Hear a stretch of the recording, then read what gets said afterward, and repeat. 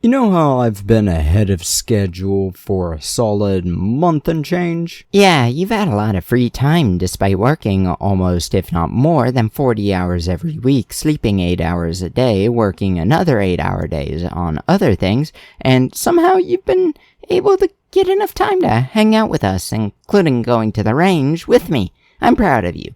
You're going to tell me you're behind schedule, aren't you? Yeah, about 3 days late because I accidentally stayed up until 2 a.m. and couldn't sleep because my body needs to follow a very hyper-specific schedule in order to sleep at all. So, I'm writing and recording this a week before it'll come out. I still need to write and record another video for this week. Dear God, David. You need to not stress yourself out, though. A full week should be plenty of time, right? You'd think, but I don't know if it'll be easy. I'll definitely do it. Hell, I'm certain on Monday, the 6th of July, people will be watching me talk about how much of a potato brain I am, and I'll probably be working on the next video. Oh, right. This video is coming out after the Imperium Unification Day, huh? The what? Imperium Unification Day. It's a holiday the humans celebrate about the unification of the Imperium of Man on Earth. I'm certain there's another day for the Great Crusades in, but that end was with the start of the heresy, which really should be called infidelity, but the whole definition of words in Gothic is weird. Yeah, I could probably do a whole video about the linguistics of the 41st and 2nd millennium, but I failed French class 3 separate times, and I have Korean family who were born into that language, and I still only understand, 3 words, maybe, and I can't actually say them. Because your left upper lip doesn't work? Wait, you noticed that? I don't even draw these models with mouths. How did you... I'm in the room with you. You might draw these little scenes with MS Paint, but I can see your bad dandruff and hand scars, with some of which I think are probably warts. But yes, I was a homunculus. I'm an adept at seeing minor flaws and imperfections in the body. How did that lip thing happen anyway? I don't like dentists for a reason. Let's leave it at that. I should probably get into the subject of this video, though. Unfortunately, as of writing this, I've not decided on my subject. Let's see. How about Into the Odd? I think I've brought up this game with a few reviews I've done. I think I've talked about this game with the, I think it was called Moss Ritter or something like that, maybe? So, since this is a very simple system, I'm going to fill time a bit with talking about this world. It looks like this setting is essentially a supersized world. Too big, too vast, and too ancient to ever see everything in it. It looks like your job as an adventurer is to find these ancient devices that hold supernatural powers called arcanas, which the PDF I'm looking at has a hyperlink on this word, but I'll check that out later. These arcanas look to be everything from pieces of art to jewelry to large sculptures to odd machines and every variation of those things too, sometimes in combination.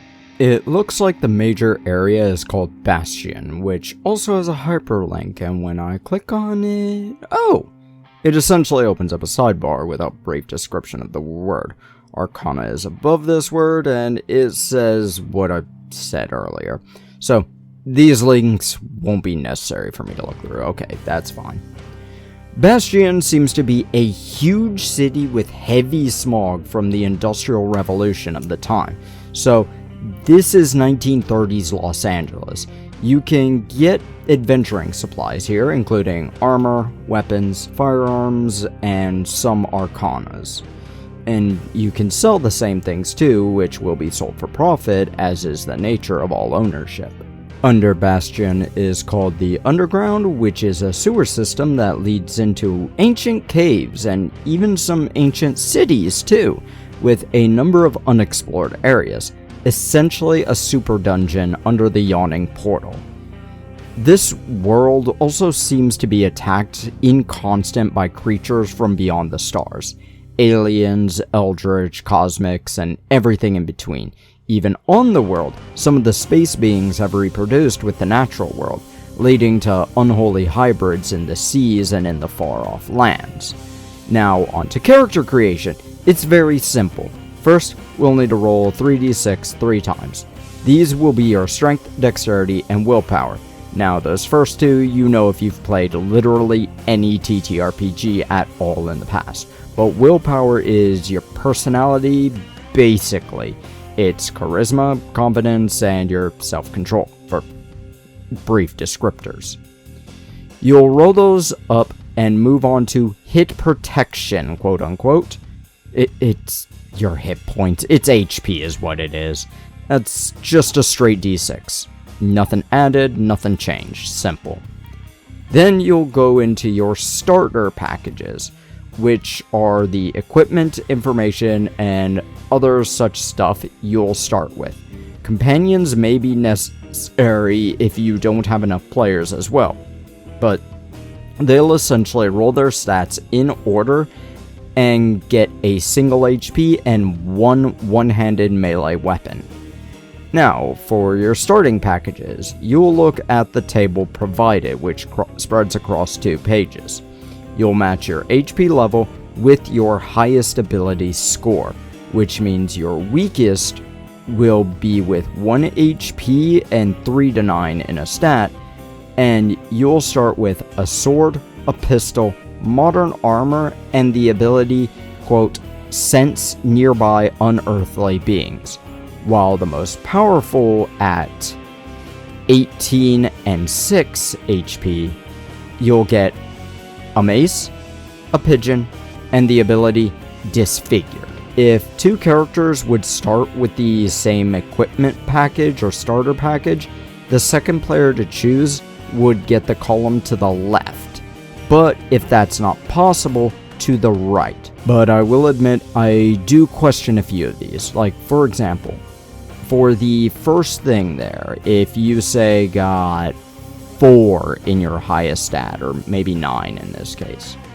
and you only got 1 HP, if you ended up with putting that 9 in willpower and the strength and dexterity would lower, will the pistol or sword even be usable, really? Now, the equipment. There is a page that gives extra equipment. I did not go far enough reading this to look over the actual weapons and armor and such, so I can't really talk about that because I'm an idiot. Now, you don't start with money in this game that I see. You might later on, but again, it's not in the actual character creation part of it. But you will get money in the underground or the dungeons around. There are the pennies, the shillings, and the guilders, 100 to 1 translation. At this point, there's a few more things to talk about, but they're all easy to figure out. All defensive situations you need to roll against your opponent. You'll roll a d20, and you want to get under their roll that they've gotten. In the case of the defender, meets beats. So say you get an 18 and they get an 18. Well, then the defender would win. Next paragraph talks about attacks, which actually brings up a confusing thing, as this bit says that attacks minus defense equal damage, but the starting packages actually say that certain weapons do a certain dice roll of damage. So I don't know if it's like the damage from the attack versus defense added to the dice roll of the weapon or how that works. And I'll be honest, I don't really care to look into it either. This game ultimately is like Savage Worlds, where this one book is less of a single game and setting, but more of a system book. It's very simple, easy to start, and get into, and play. But there is no level up system and very few hit points, so you're not expected to play a long campaign, but single sessions. This game is Darkest Dungeon. It is designed to be scary and nerve-wracking, and I enjoy that. I give this game a 92%. for being able to encapsulate that horror by making your character completely human with some odd things about them. Now, I'm trying to reteach myself 40K's 11E because there's a new army building system, which means I'm having to remake all of my armies. There's over a dozen of them, and I have to start from scratch understanding. Shove off!